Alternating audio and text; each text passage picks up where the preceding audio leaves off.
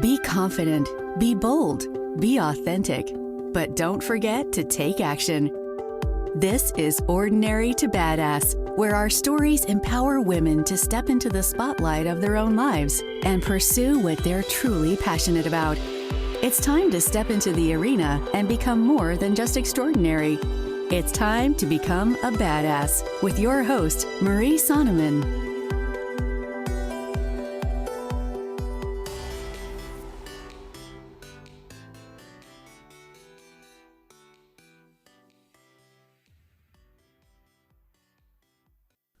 Welcome to Ordinary to Badass, episode number 42. In this episode, I talked to Shelly Snow Pordea. Does that name sound familiar? Yep, you guessed it. This is our first return guest to Ordinary to Badass. So great to have Shelly back on. If you didn't hear the first episode, check out episode number 10. In this episode, Shelly and I talk about The Hug Who Had No Arms, her new children's book. You are totally going to love the message. I think it's really important for these times that we're in. We all need a hug now more than ever. Before we get to the episode, I would be so honored if you'd go to Apple Podcasts, otherwise known as iTunes, and leave a review. Your review means so much to me and this show. I want other people, just like you, to be able to find out about the show, and I would be so grateful if you left a review on iTunes. Now, let's get to the show.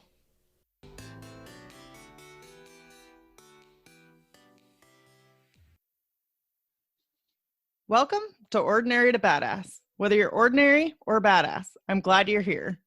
Today's guest is Shelly Pordea. Shelly, thank you so much for being on the show. Thank you so much for having me. It's nice to be back. Shelly is our first return guest, and I'm excited to have her back.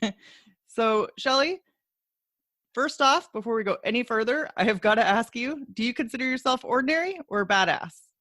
I think that the first time you asked me that question, I said a little bit of both. I think I'll maintain that because sometimes I feel really ordinary.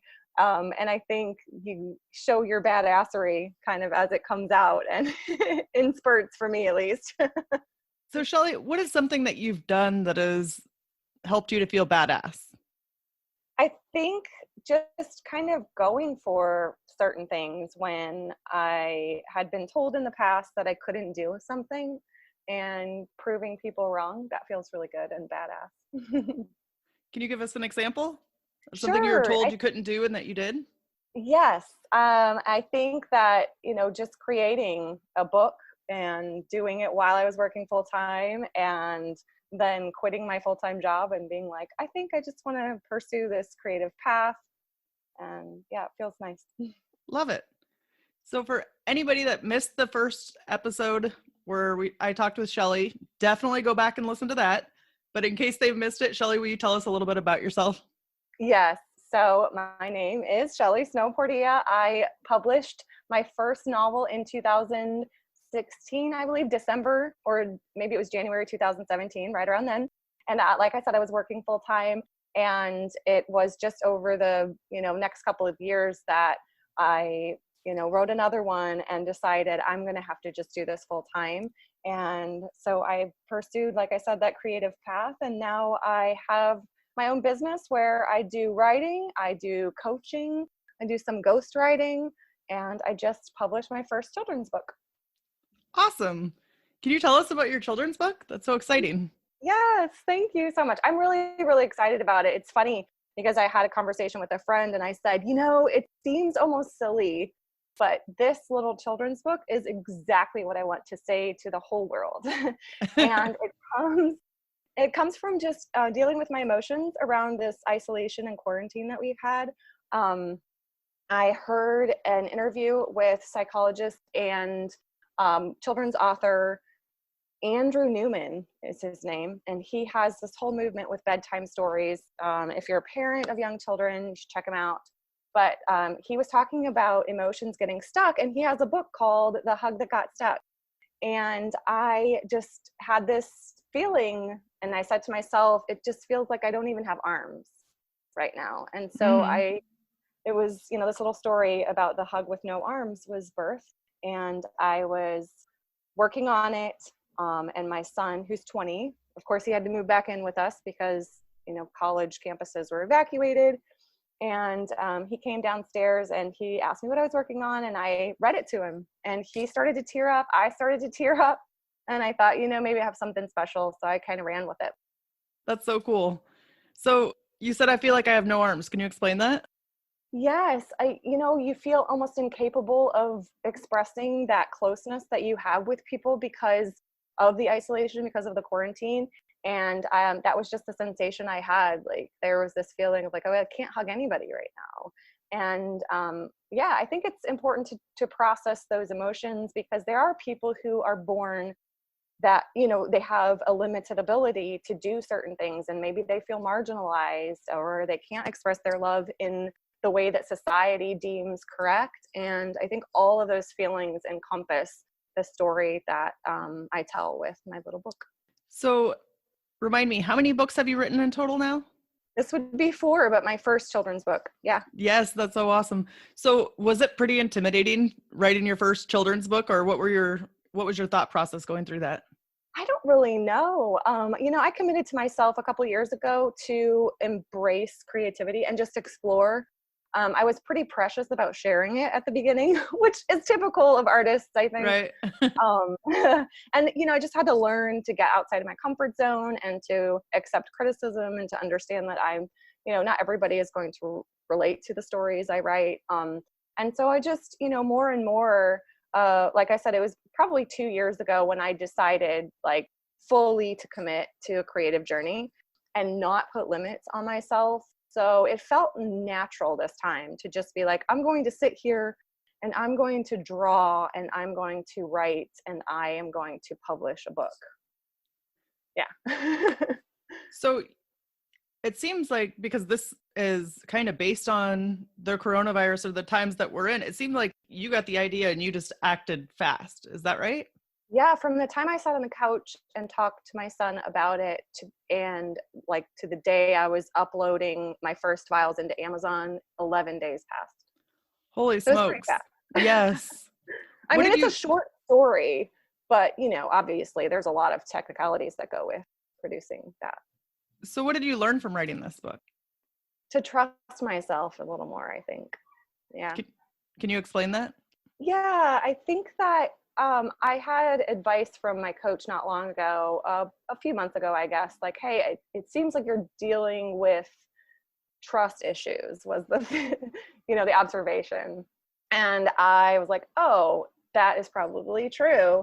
And I need to just trust that instinct that if I want to put the work in, it can get done. And I just have to trust that it's going to be okay. Like, what do I have to lose by putting this out? And it really has led me to places I never thought it would go already. Yeah, I think that can be so hard for a lot of women, just to trust the process and trust that what you're doing is just going to turn out and be okay. Yeah, or be valuable, I think as women especially, there's a lot of this feeling that we're not good enough or we're not going to be taken seriously. But obviously that glass ceiling has been shattered time and time again, but there's still that sense in society where, we're limited because we're women, we're not leaders, we're whatever. And I love looking up to the women who have just proven all of that wrong. And that really fuels me to keep going. And like I said, what did I really have to lose? I know the process now. I'm capable of doing things how I want them. And I understand that it's not going to be, everyone's favorite. So all of those things, all of those factors, I'm at peace with. Yeah. So you mentioned how you have a coach and she gave you the suggestion about trusting. Sometimes that can be hard to hear, but how has a coach helped you in your process? think one of the best decisions I made when I started this, the first thing I did was invest. And that was in a program that included coaching for 18 months. And I realized, and I think it can also be this like double-edged sword though, because once you start like absorbing all this knowledge, you feel like, okay, I have to learn everything first and then go. When, you know, good coach will tell you, like, you can learn as you go. But, you know, I have a background in education. And so that also is one of those things like, well, maybe I should go to school for 4 years to learn how to write and publish, you know? Right. So yeah, I think that it's been invaluable. It's the best decision I've made. And I've kept, you know, that I think that each time I've grown, I've gotten a coach that suits me and my needs and at the level that I think that I need to move along on. So it's been invaluable. That's so cool. So if there's a woman out there that wants to write a children's book, what suggestion would you have for her? Well, first of all, I would say go for it. Really just follow that creative instinct, follow your heart. If you have a story on your heart, then it needs to be told. But I think technically I would say first and foremost, talk to, you know, the people around you. Let them read your story, see what relates to them. You know, this was something that was, like I said, pretty short. It's very juvenile language, juvenile pictures. I wanted it to be relatable to, you know, the very smallest of child. But talk to your family, your friends to see how it relates to them. And then really seek out somebody who understands the publishing industry. And the first person I would say to talk to is an editor. Just know that there are people out there who understand the little nuances of categories and, you know, how many words is supposed to be in a book that a 5-year-old can read or a 12-year-old can read. Those will differ. They'll be in different categories. You'll have different expectations. But most of the time, those kind of conversations are free. So you don't have to pay right away for that kind of stuff. But like I said, for me, if I knew I wanted to pursue this, so I invested right away in a coach. So I think the answer is a little bit different for those who just, you know, kind of want to get the story and out to the world. Like for me, this was one of those, I'm going to fling this out into the world and probably not follow all the rules. Like I didn't have a marketing strategy. I didn't have a launch plan. It was on my heart. I was processing, like I said, a lot of emotion. I felt like it was a message that would help other people too, especially now. Right. Yeah. So I didn't follow algorithms or metrics. But interestingly, though, I did do a few key things that I've learned along the way, and it was already a #1 release in 4 categories. So wow, that's no small feat. That's so cool. Yeah. So like that's nice. It's like I said, I built up this knowledge along the way. And I think that there's something to be said about what you learn as you go. And so you do have all that backing. It's not going to take me 20 hours of study right now to do this book. It would have if it would have been my first. Does that make sense? Yeah. And I think that's so important for us to remember is one, everything isn't necessarily on your shoulders. You have an editor or you have other people who can do their kind of piece of the pie or what they're an expert in. So maybe don't get so overwhelmed thinking you have to know it all or do it all. Right. And you don't have to know where to start. Just start and then ask for guidance because that, you know, someone else knows where you have to start as far as like producing or publishing. Yeah. So if you get stuck in the weeds, is like when you're writing a book, is there something you do to clear your head? I usually move. Yeah, if I'm stuck, I realize that it's probably because my body hasn't moved in a while. And if I have like longer periods of feeling like I'm stuck and I can't go back to a story, I just trust that might not be the right time to go back to that story. So little things that I do, sure. Like I said, I get up and I move when I'm not feeling it. But the other thing that I do is I write, no matter what it is. It might not be like on the project I'm working on, but I make myself write every morning. Just write freehand, like I write with my hands on a notebook, you know, and get my thoughts down first and foremost, so that it makes a way for the story to kind of come through later when I'm, really working. So when you're working on a children's book, do you specifically just write only children's stuff, or do you just write whatever comes to your head? Whatever comes to my head. Yeah. I only wrote children's stuff while I was working on that book. And like I said, it's probably 200 or 300 words. I think it's almost 300 words. So it's not a lot. Like you can read it in 3.5 minutes. I'm working right now on the narration for the YouTube video for it. And I think it's like 3 minutes long. So it's not that long. But yeah, like I said, I just kind of write out my own thoughts to kind of get that out of the way before I can put myself into a story.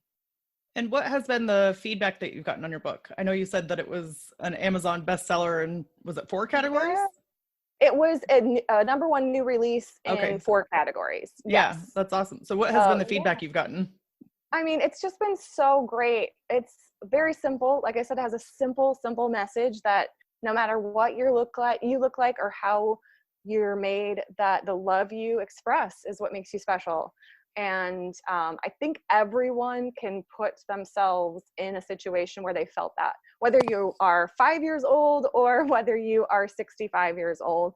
And so, yeah, my immediate, I sent it off to 3 or 4 people, I think, who I really respect before I was still working on it with, the illustrations and stuff, but I thought I had something special. And I was like, I'm just going to send this off to a few people to see if they would endorse the back of the book or really tell me if this resonated with them.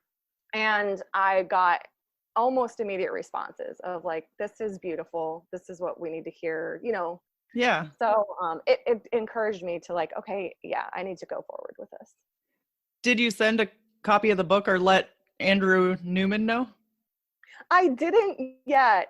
But I just ordered my first batch of physical copies. So there will be one on the way. I do have his address. I did secure that. Oh, nice. So I'm like, okay, I'm going to have to send it to him. Yeah, I think that would be pretty cool because kind of his inspiration stemmed off from, or your inspiration stemmed off from his inspiration, it sounds like. Yes, exactly. And it's funny because I didn't even read his book until after I had written mine. Like I said, he was just talking about it in an interview. And that thought came to me and so I went for it. And then I found his books online and I was I started reading his children's series. They're beautiful, by the way. Right. Yeah. So how do you capture your ideas? When that idea came to you, how do you capture that? It was immediate. I sat down and I wrote it. Yeah. In one sitting. Like I said, it's not very long. It was just a thought. And of course I went through a couple iterations before I landed on the one that I published. But all the thoughts just kind of flowed when I decided that I was going to sit and process them. Yeah. Is that something that you've learned over time? If inspiration strikes you to just sit down and start writing? Oh my gosh. Yeah. I mean, it's so funny because I get frustrated at times when I'm not physically able to do that. And I'll come home and I'll sit down. I'll be like, I had this thought and it was amazing. What was it? Right. I hate when that happens. So, I know. So that's one of the things I learned in coaching. Really, if you think that you've got, the space to just sit and that thought, you have to captivate it, then sit and do it right now because the chances are you're not going to go back to it. Right. But I found it so important to just start, I send myself an email and in the subject line, I'll put I'll put idea or podcast or whatever it's related to with details because I will forget. I will completely forget my thoughts or ideas. But I don't think that people do that enough, try to capture them.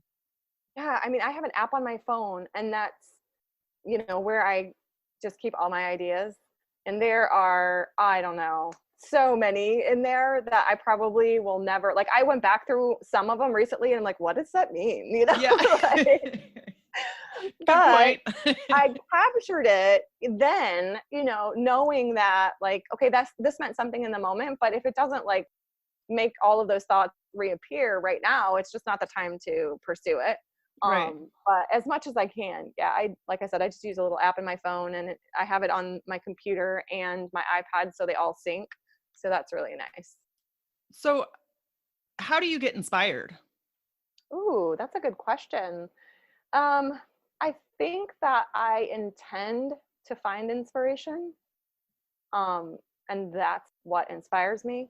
I mean, I can't say for sure, but that's how I feel about it.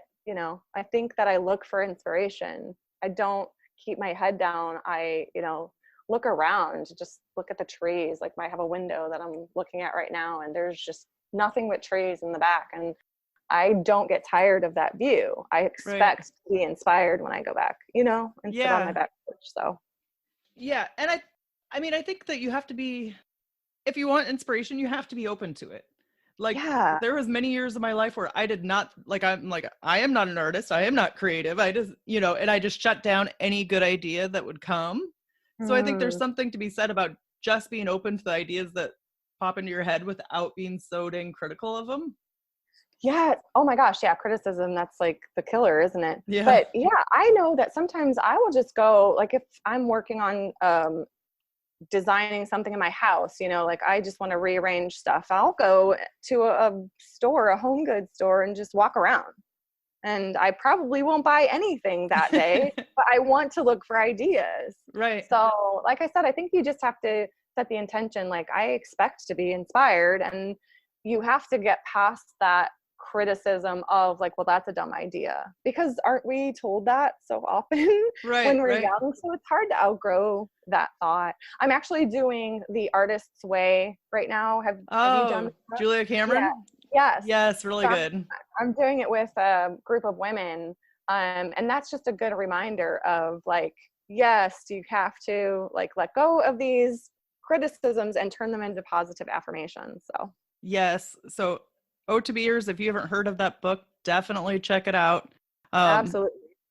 it's good for artist stuff and also just for self-care. Yeah. Like take yourself on a date or go to the flower shop or just do something that lights you up. And I think that we forget to do those things. So definitely important. Absolutely. Absolutely. And if you buy into the idea that everyone's an artist, like we are created beings with the intention of creation, that's what we're supposed to be doing here. Yeah. Do you buy Creating. into that idea? Sorry, what's I that? do. I do. Yeah. I just said to create stuff. Like we're not here for no purpose. And that's my belief system. I really think that we're here to offer something.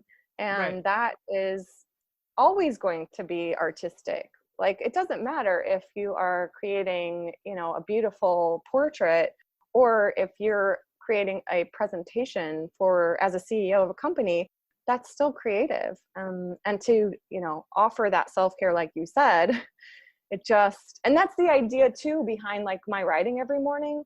That's another thing in the book too, is just like you make way for all the like emotions or thoughts or whatever is going on up here, for all this lovely creativity to use in your job, or as an artist, or whatever you do. Yes. And I think the more that you tap into it, the more you can find different ways to be creative, or to find just an alternative way of going about something. Yes, it makes you think creatively, right? Yes. So when it comes to the hug with no arms, do you read your reviews when you get it? I occasionally check my reviews, but not often. Why? I don't know if I even have reviews on it yet. I haven't asked for any reviews. I will. Yeah, yeah. No, I will say though that I read my first 1-star review on my first book, Yeah. and I was like, oh my gosh, I need to step away for a second. But then I went back and I reread it, and it was actually very complimentary of my writing. Uh-huh. And it criticized where I went with my story. And that taught me a valuable lesson. They did not appreciate that I, wove some mysticism into my story, Uh-huh. instead of remaining like scientific, because there's this whole like, sci-fi crowd who wants to be interstellar like. and they don't appreciate those going mystic on them, right?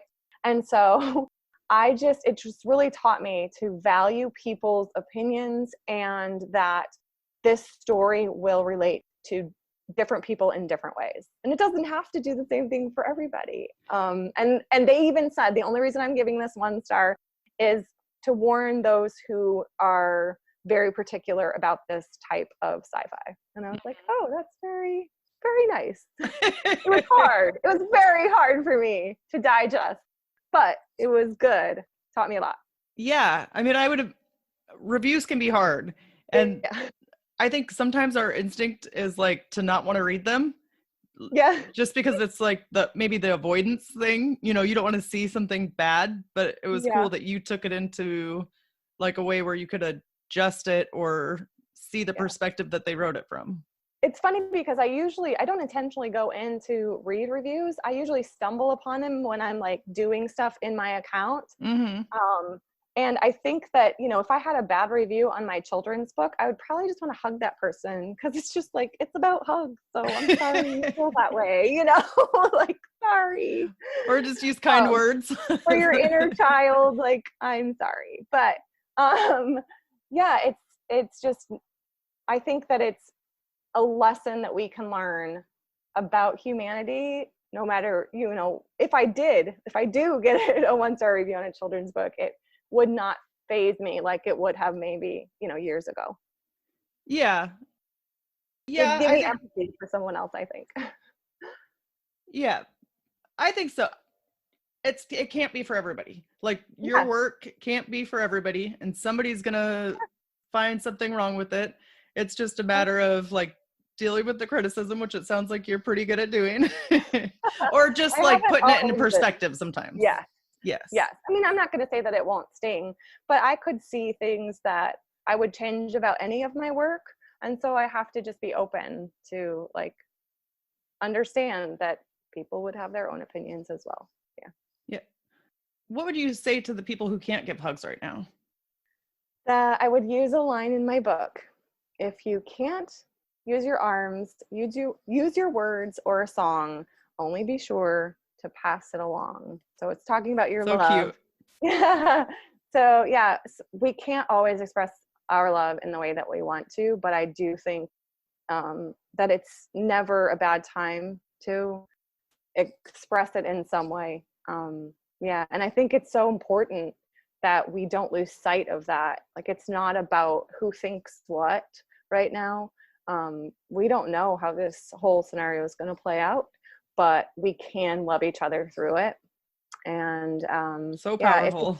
And if you can't show your love in the way that you expect or want to right now, I trust that there will be a day that you can, and you can figure it out. It's going to look different for everybody, I think, how you go about it. Right. But that it's possible. I choose to believe that it's possible. And that's the message I want to share. I love it. So how can we find your book?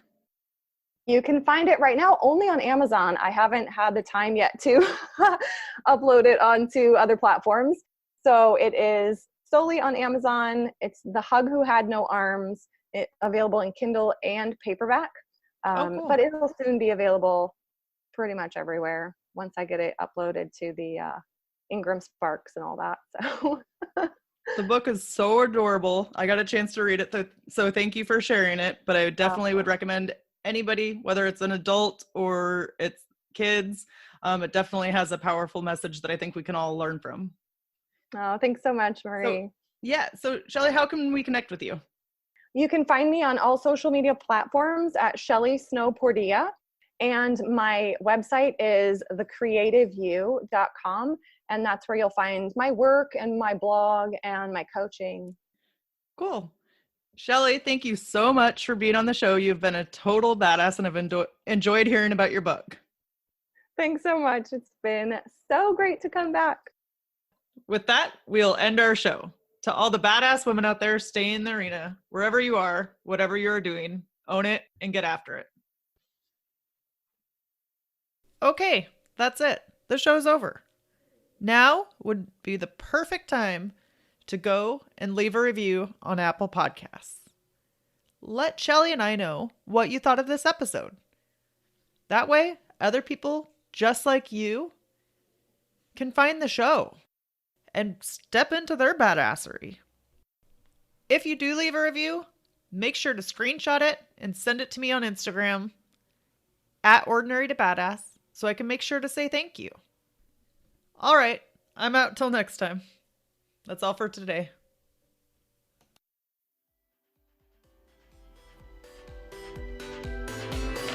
Now that you've listened to this episode of Ordinary to Badass, we want to hear from you. Go to our website, ordinarytobadass.com/podcast, and submit your own experience on how you took your life from ordinary to badass and get the chance to be on a future Spotlight episode of the show. That's ordinarytobadass.com/podcast. While you're waiting for the next episode of the show, wipe off the sweat, dust off the dirt, and get back in the arena.